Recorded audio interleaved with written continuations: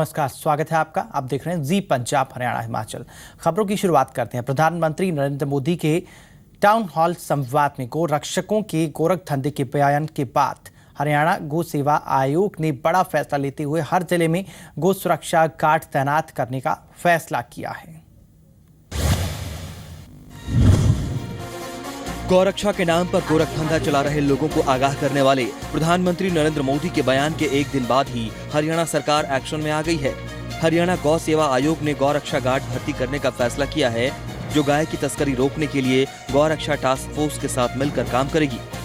गोरक्षा दल task force बनाई है, उनके साथ मिलकर काम करेंगे। इसकी अभी हमने संख्या तय नहीं की है। हर जिले में 15, 10, 15, 20 तक हम लगेंगे, क्योंकि 15 तो पुलिसकर्मी हमारे लगा दी हर जिले में। उसमें एक इंस्पेक्टर, 2 सब इंस्पेक्टर, एक एसआई और 12 जवान।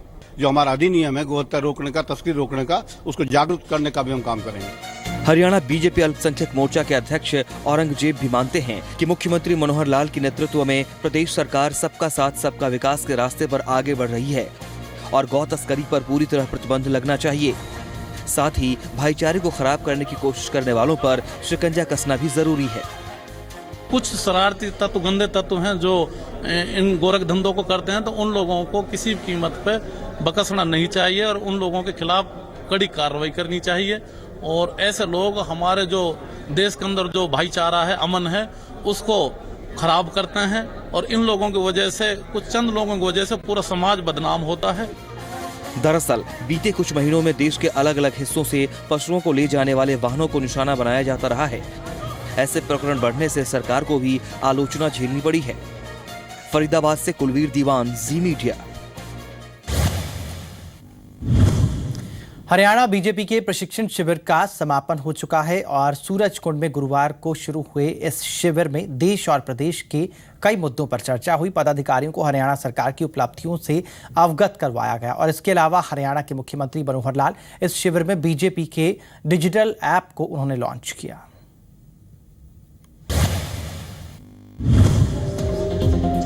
फरीदाबाद के सूरजकुंड में 4 दिन तक चला हरियाणा बीजेपी का प्रशिक्षण शिविर रविवार को समाप्त हो गया। प्रशिक्षण शिविर के चौथे और आखिरी दिन में सत्र की शुरुआत मुख्यमंत्री मनोहर लाल खट्टर के संबोधन के साथ हुई।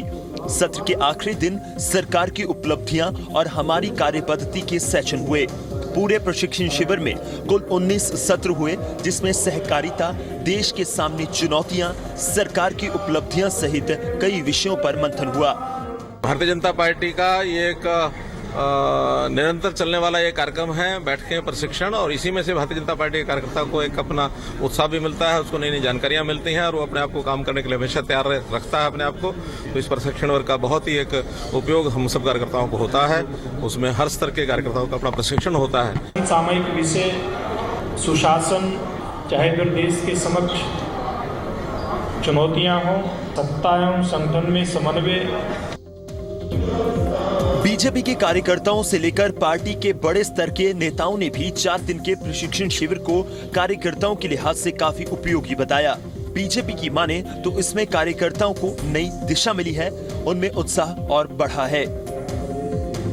संगठन के कारण जगह जगह सत्ता आई है और सत्ता को भी समाज के उपयोग में, सत्ता हमारा साध्य नहीं है कभी भी।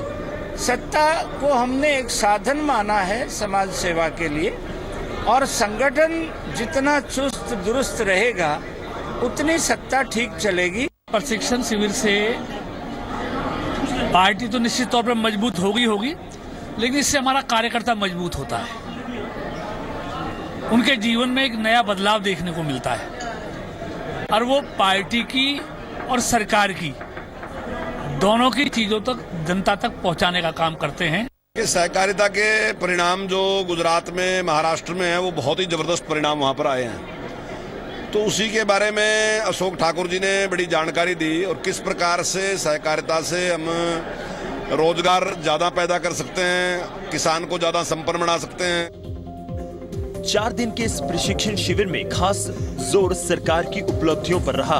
पार्टी कार्यकर्ताओं को सरकार की उपलब्धियों को समझाकर उन्हें जन जन तक पहुंचाने की बात कही गई। कुलवीर दीवान, जी मीडिया, फरीदाबाद। जाट आरक्षण पर जाट नेताओं के तेवर एक बार फिर से तल्ख नजर आ रहे हैं। जहां जाट नेताओं ने सरकार से अपना वादा पूरा करने की अपील की है, तो वहीं गैर जाट अधिकारियों को सख्त नसीहत दी है। जाट आरक्षण के मसले पर जाट नेताओं ने एक बार फिर हरियाणा सरकार को घेरा है। कुरुक्षेत्र में जाट धर्मशाला में जाटों के राष्ट्रीय सम्मेलन में समैण खाप के प्रधान सूबे सिंह समैण ने जहां सरकार से आंदोलन के दौरान गिरफ्तार लोगों को रिहा करने की मांग की, वहीं गैर जाट अधिकारियों को जाट बिरादरी पर निशाना नहीं साधने की चेतावनी भी दी। तो बच्चे हमारे पकड़े गए हैं या जिन लोगों पर केस दर्ज है, उनको रिहा कराने के लिए, मुकदमों को वापस कराने के लिए, और सरकार उसमें जो है नहीं, जैसे सरकार ने वादा किया था दिल्ली के अंदर, लेकिन मुकदमे वापस नहीं हुए, बल्कि उल्टा बच्चों को बार बार गिरफ्तार किया जा रहा है। अगर वो इस तरह का हालात चलते रहे तो मैं मानता हूँ कि हालात अच्छे नहीं रहेंगे। तो इस संदर्भ में जो वादा किया था वादा सरकार को निभाना चाहिए। हमारे साथ जो जस्टिस है, हमारी जो जाट धर्मशाला, इसके लिए भी बड़ा अभियान है, उसमें बड़ा जस्टिस चला हुआ है। मतलब आमतौर पे सरकारी अधिकारी जहाँ भी बैठे हैं, चाहे वो मुख्यमंत्री के दरबार में बैठे हैं, चाहे डिस्ट्रिक्ट हेडक्वार्टर में बैठे हैं, अगर गैर जाट बैठे हैं तो उन्होंने अपना रवैया गैर जाट बनाया हुआ है। हम उनको चेतावनी देते हैं कि वो तरीके से रहें, अन्यथा हालात बिगाड़ने में उनका जो रोल होगा, वो उसी हालात को भुगतने में वो भी तैयार रहें। इधर सांसद राजकुमार सैनी ने जाट नेताओं पर पलटवार करते हुए कहा कि वो लगातार शांति की अपील करते रहे हैं, लेकिन अब ये सब के सामने आ गया है कि कौन लोग प्रदेश को दोबारा भड़काना चाहते हैं। अपनी जुबान से उगला है, और वो भी उन अधिकारियों के लिए जो सदैव उनके लिए समर्पित भाव से जिए हैं। 25 वर्षों तक उनके राज में उनका काम उनके हाथों में कुटपुतली की तरह खेलता रहा। आज उनको राज में बैठे हुए अपने उन मंत्रियों पे भी भरोसा नहीं रहा जो सदैव उनकी पैरवाई करते हैं। सूबे सिंह समैण ने एक बयान दिया, उसकी मैं भर्त्सना करता हूं, निंदा करता हूं। हरियाणा में जाट आरक्षण पर सियासत खत्म होने का नाम नहीं ले रही है। इस बीच जाट नेताओं ने कहा है कि 14 अगस्त को गांव कोला में 13 सितंबर को होने वाली बड़ी रैली के लिए स्थान और समय के बारे में फैसला लिया जाएगा। राकेश रोहिल्ला, जी मीडिया, कुरुक्षेत्र। जाको राखे साइया मार सके ना कोई। जींद के सफीदों में मासूम बच्ची के साथ कुछ ऐसा ही हुआ। हालांकि उस बच्ची पर अगर हादसा भारी पड़ता तो क्या प्रशासन अपनी जिम्मेदारी स्वीकार करता?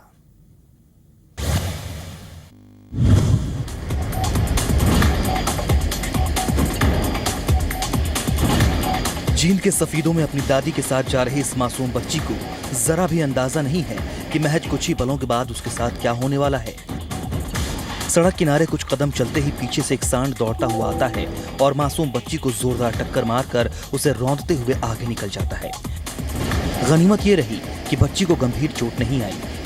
पूरी घटना सीसीटीवी में कैद हुई है, जिसमें साफ देखा जा सकता है कि किस तरह से सांड बच्ची को मारकर आगे निकल जाता है। लेकर जान लग रही थी जी, आंगली पकड़ कर, और पीछे से खगड़ आ गया, टक्कर मारी चाणचक से। टक्कर इसी मारी जी, जाने ट्रैफिक न मारी है, हाथ ग्रेड दिए चले गए जी। स्थानीय लोगों की माने तो आवारा पशु आए दिन जाम की वजह बनते हैं, साथ ही वाहन चालकों की मुश्किलें बढ़ाते हुए कई बार हादसों का सबब बनते हैं। सर, ये परेशानी का विषय बने हुए हैं। सब्जी मंडी के अंदर भी आराम, सड़कों के ऊपर भी। सुबह अगर कई बार देखते हो तो आपको पता भी चल जाएगा इसके बारे में, क्योंकि जब ये आपस में लड़ते हैं आम जनता को चोट भी पहुँचती है इससे जी। सरकार से रिक्वेस्ट कर रहे हैं, इनका कुछ न कुछ प्रबंध करवाया जाए जी, क्योंकि कई बार एक्सीडेंट का खतरा बढ़ा हुआ है जी, इस करके जी। आवारा पशुओं की समस्या का हल नहीं निकाला गया तो जरूरी नहीं कि अगली बार सांड के निशाने पर आने वाला शख्स इतना ही खुशकिस्मत साबित हो। जींद से राजकुमार गोयल, जी मीडिया। हरियाणा के लिए अच्छी खबर है। सरकार की बेटी बचाओ बेटी पढ़ाओ मुहिम रंग लाने लगी है और इसी का नतीजा है कि पहली बार सूबे में औसत सेक्स रेशियो 900 के पार पहुंच गई है। हालांकि हरियाणा के 8 जिले अब भी ऐसे हैं जहां लड़कों के मुकाबले लड़कियों की संख्या काफी कम है।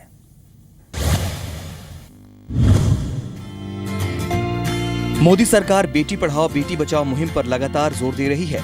इस कड़ी में चंडीगढ़ में 7 राज्यों की जोनल बैठक का आयोजन किया गया, जिसमें प्रशासन और समाज को इस दिशा में मिलकर काम करने की जरूरत पर जोर दिया गया। नेशनल कन्वीनर राजेंद्र खड़गे ने बताया कि इस मिशन के तहत 25 राज्यों के 161 जिले चिन्हित किए गए हैं।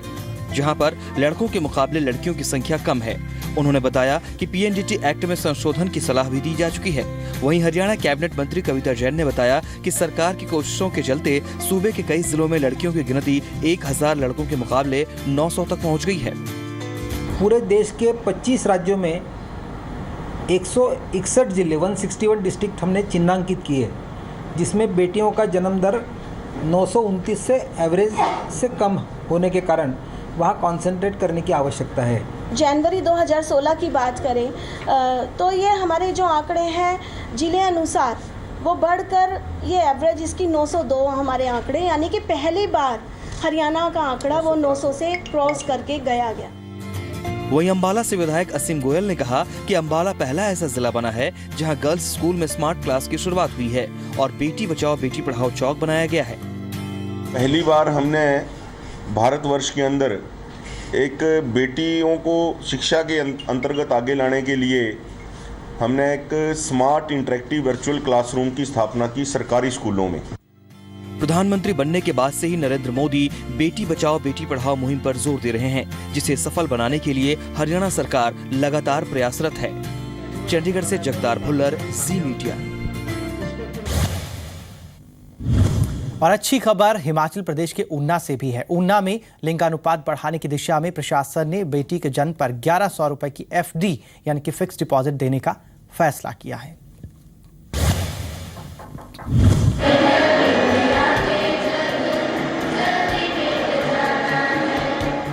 बेटी बचाओ बेटी पढ़ाओ अभियान को सफल बनाने के लिए हिमाचल प्रदेश के ऊना में एक शानदार पहल हुई है। ऊना प्रशासन ने उन 101 लड़कियों को 1100 रुपए की फिक्स डिपॉजिट प्रदान की जिनका जन्म इसी साल हुआ है। इसके लिए बाकायदा एक समारोह का आयोजन किया गया जो पूरी तरह से बेटियों को समर्पित नजर आया। रेंडमली 100 ऐसी फैमिलीज को सिलेक्ट किया, रेंडमली पूरी पंचायतों से, अर्बन एरिया से, जिनके यहाँ भी रिसेंटली बच्ची ने जन्म लिया। उनको हमने बुलाया, उनके नाम एक 1100 रुपये की एफडीआर की, एप्रिसिएशन लेटर दिया, सर्टिफिकेट दिया और उनको यहाँ पे बुला के सम्मानित दिया। समारोह के दौरान पौधारोपण भी किया गया, जिसे बेटी बचाओ पेड़ लगाओ अभियान का नाम दिया गया। ऊना में लिंगानुपात में सुधार लाने और बेटियों के प्रति समाज की सोच बदलने के लिए प्रशासन ने इस विशेष अभियान की शुरुआत की है। यहाँ हमारे ऊना शहर में, जिसमें बेटी बचाओ बेटी पढ़ाओ के तहत हमने बेटी बचाओ पेड़ लगाओ, पेड़ लगाने से शुरुआत की। पूरे स्कूल के कैंपस को हमने हरा भरा किया, बड़े बड़े पेड़ लगाए हमने। जिले के 5 ब्लॉक से रैंडम सिलेक्शन के आधार पर इन बच्चियों का चयन किया गया था। यहाँ आपको ये जानना भी जरूरी है कि एफडी के पैसे किसी सरकारी स्कीम के तहत नहीं दिए जा रहे हैं, बल्कि ये जिला प्रशासन और ऊना नगर परिषद के सदस्यों की स्वैच्छिक पहल के तहत इकट्ठा किए गए हैं। राकेश मल्ही, जी मीडिया, ऊना। चंबा की ऐतिहासिक चप्पल का अस्तित्व संकट में है और अब इस कारोबार से जुड़े लोग सरकार से मदद की गुहार लगा रहे हैं। राजाओं के समय से चंबा की चप्पल बेहद मशहूर है। अंतर्राष्ट्रीय स्तर पर भी ख्याति दिला चुकी है ये चप्पलें। चंबा में लगने वाले मिंजर मेले में ये ऐतिहासिक चप्पल हर बार आकर्षण का केंद्र रहती है। देश विदेश से आने वाले पर्यटक इन्हें खासा पसंद करते हैं। बावजूद इसके इस चप्पल को बनाने वाले कारीगर मुश्किल दौर से गुजर रहे हैं। सरकार की बेरुखी और चमड़े की बढ़ती कीमतों ने उनके अस्तित्व पर ही सवाल खड़ा कर दिया है। 15वीं शताब्दी से एक विशेष समुदाय के लोग चंबा में चप्पल तैयार करते आए हैं, लेकिन दम तोड़ती कला के चलते युवा भी इससे रुख मोड़कर दूसरे रोजगार की तलाश कर रहे हैं। चप्पल के बारे में ये तो राजाओं के टाइम से चली आ रही है और ये इसका देश विदेश में भी बहुत नाम है, लेकिन इसका वजूद जो दिन ब दिन जो वो खत्म ही होता जा रहा है, क्योंकि इसके डुप्लीकेसी काफ़ी मतलब के उभर कर सामने आ रही है। सामान बहुत महंगा हो गया, तो गाहक उठा नहीं है सामान। अगे वैसे हमारा काम चलना बड़ा भारी कठिन, क्योंकि सामान भी दिनों दिन तेजी हो करती है। चंबा की चप्पल और इसे बनाने वाले कारीगरों का अस्तित्व बचा रहे, इसकी खातिर हाल ही में मुख्यमंत्री वीरभद्र सिंह ने मिंजर मेले में चप्पल का पेटेंट कराने का ऐलान किया है। चंबा की जो ऐतिहासिक जो चंबा चप्पल है, इसका वजूद जो है बिल्कुल ख़त्म होने पर आ चुका है। अभी जो है हमारे हिमाचल के जो मुख्यमंत्री राजा वीरभद्र सिंह जी ने अभी जो है इसका पेटेंट के लिए जो बात की है, हम उसका स्वागत करते हैं। दरअसल चंबा चप्पल के कारीगरों को असली नकली की लड़ाई भी लड़नी पड़ रही है। बाजार में नकली चंबा चप्पल के चलते कारीगरों को नुकसान भी उठाना पड़ रहा है और पर्यटकों को निराशा हाथ लग रही है। चंबा से शिव शर्मा, जी मीडिया। और अब बात मिशन मेडल की, बात रियो ओलंपिक की। दीपा कर्माकर ने जिम्नास्टिक में भारत की उम्मीदें बरकरार रखी हैं। हालांकि वो वॉल्ट के क्वालिफाइंग राउंड में 8वें पायदान पर रही, लेकिन ऐसा करने वाली वो पहली महिला भारतीय जिम्नास्ट हैं। और त्रिपुरा गर्ल दीपा ने 2 प्रयासों में प्रोदनोवा वॉल्ट में 14.850 अंक हासिल किए और जिम्नास्ट वॉल्ट का फाइनल मुकाबला 14 अगस्त को खेला जाएगा। जिम्नास्टिक के दूसरे मुकाबलों की बात करें तो अनाइवेन बार्स में दीपा को 11.666 अंक मिले और बैलेंस बीम में दीपा ने 12.866 अंक हासिल किए। फ्लोर एक्सरसाइज में दीपा को 12.033 अंक मिले। इस बुलेटिन में फिलहाल इतना ही। नमस्कार।